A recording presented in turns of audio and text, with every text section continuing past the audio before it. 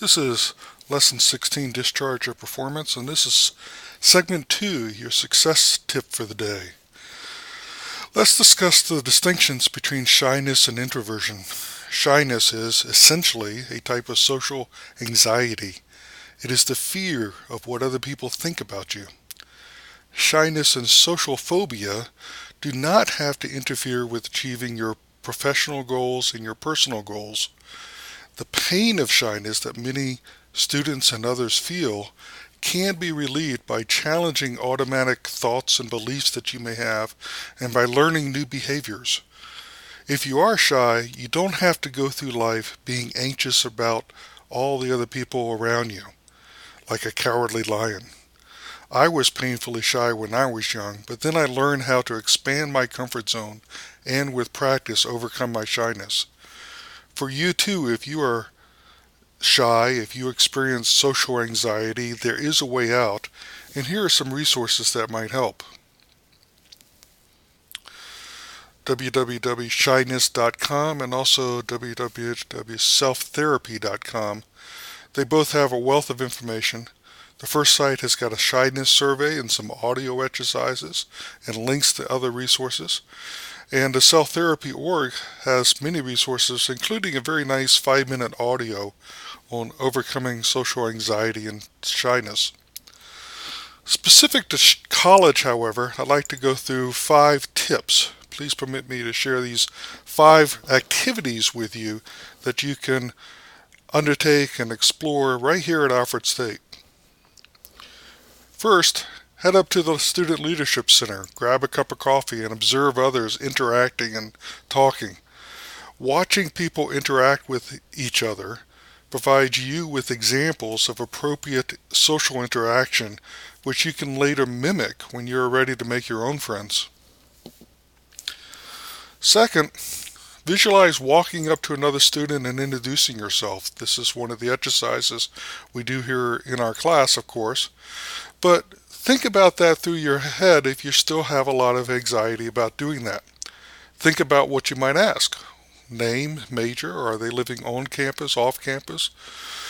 Practice in your mind this conversation that will give you the confidence needed when you have the same conversation with a real person or on your next visit to the student dining center.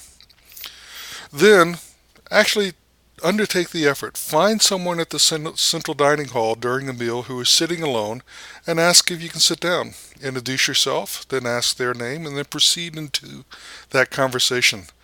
The first time you do this, you may be very anxious, but each time you repeat this exercise, you'll become more and more confident about your ability to go up and meet other people. Also, what you'll find is if you're going up to people who are sitting alone, chances are they are very shy too, and perhaps even shyer than you are, which is often the case. And along the way, chances are you'll meet a couple people who will become your friends.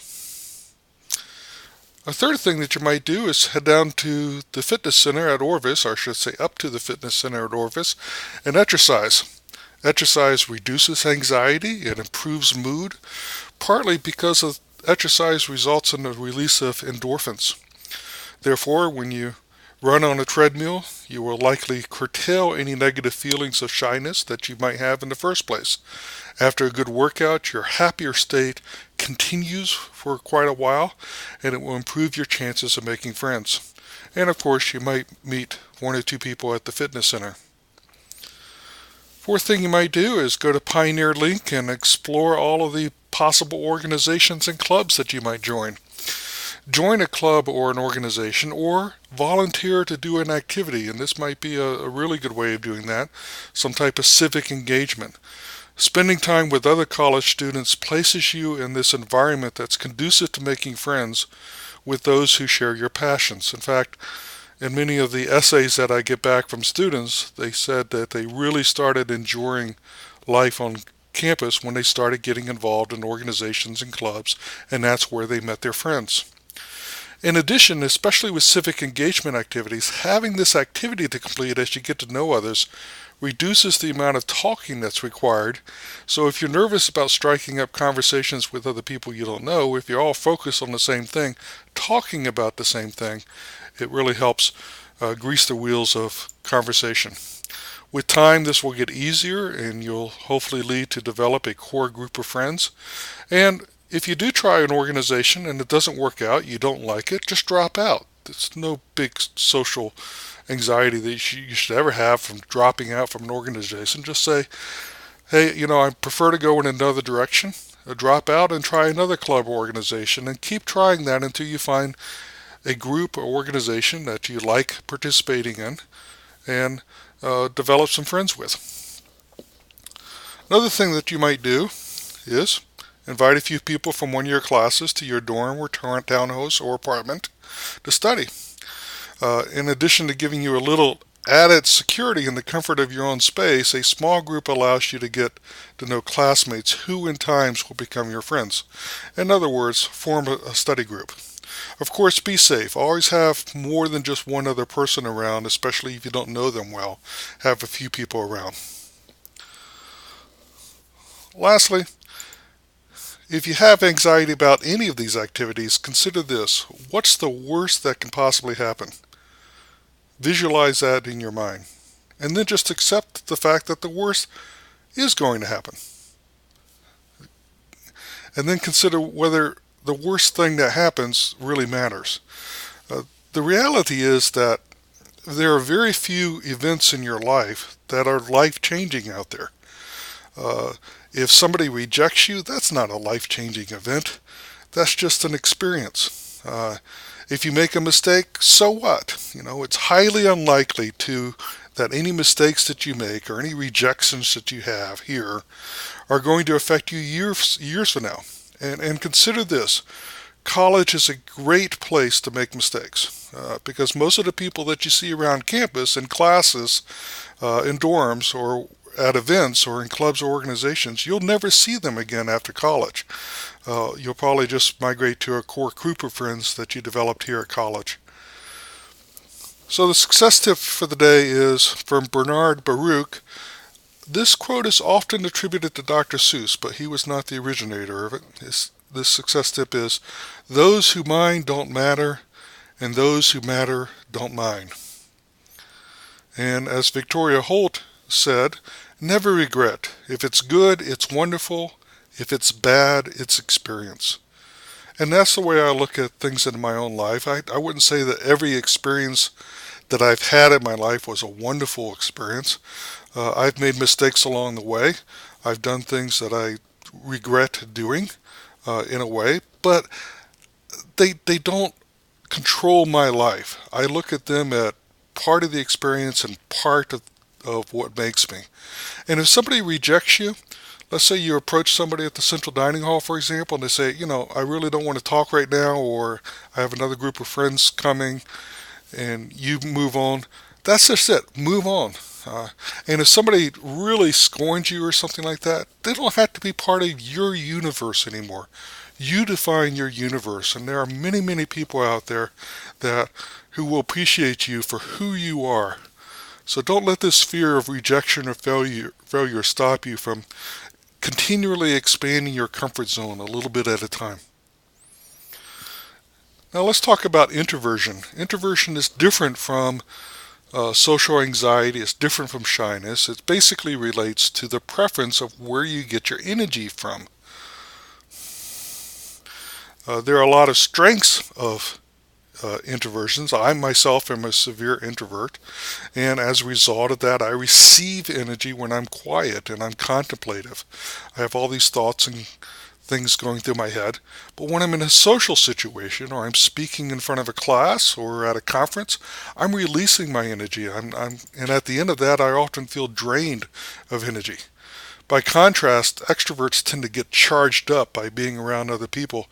They get charged up by receiving all of that outside stimuli. Realize that you can be both an introvert and an extrovert at the same time. You can have qualities of both. So everyone's not classified as introvert or extrovert. Everyone has certain qualities that are both. And over time, your introversion and extroversion qualities can change as well. Now, I'm a severe introvert, and for a long time, I regretted that, but then I began to understand that introverts have many strengths. Uh, while introverts might possess these traits as well, these traits or capacities reach higher levels within introverts. For example, introverts are quiet influencers. They think about how things are today, the status quo, and think about ways of changing things. They provoke new ways of thinking, and when they share their thoughts, they can inspire others to move forward. They're also engaged listeners. By listening carefully to others and then asking good questions, introverts build relationships of trust with others. They are often called empathetic listeners as well.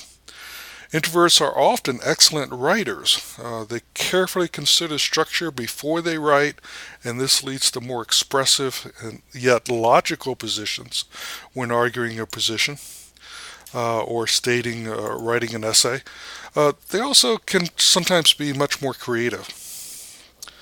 Introverts are often great leaders as well. Have you ever been to a meeting in which everybody was talking about a topic and a lot of people were engaged, and then there was just one person at the end of the table who chimed in and just nailed it.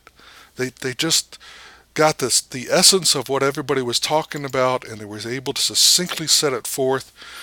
That person who said that is likely an introvert, because that person would be able to lean back, soak in all of the conversation, quietly in their mind, find an order as to all these views being expressed, and then formulate and express those views. The message for introverts is clear. You can lean back and use these natural strengths of keen observation and empathetic and engaged listening to assess the overall environment and people around you, and then make a powerful and meaningful contribution. It's not always being the loudest or the first to speak up that matters in around a conference table or in a meeting. Uh, as an introvert, you can assess the situation, form your own observations and conclusions, and then share it. And chances are that your views will be highly respected. Perhaps not every time, but a lot of the time. Lastly, if all else fails, let other people know that you're an introvert. Most people are naturally empathetic, especially here at college, and once they know that you're trying to overcome social anxiety, they will help you along the way. Here's a sign that you could post on your door. Here's a t-shirt, pretty straightforward. Here's one for guys. Another t-shirt, just shy, not antisocial. You can talk to me. Okay? Ask me about my crippling shyness. That's actually a very powerful t-shirt that you could wear. Socially awkward. Kiss me, I'm shy. That's probably pretty direct. I'm not sure I'd advise wearing that around campus, but who knows. Single and too shy to ask out. I wonder if that's spelled correctly. And two, T-O-O, shy, two, T-O, ask you out. So ask me out. That's an interesting sign there. Obviously correct the spelling. All right. Well, I'm going to skip over this one, but I thought it was pretty cute. And of course, I'm not sure you want to wear that t-shirt. Okay. So if you are shy, and 30 to 40% of college students, or even greater percentage, have a lot of social anxiety at one point or another, are classified as shy. College is a great way to overcome this, to go forward in life in the real world, not having an extreme amount of social anxiety.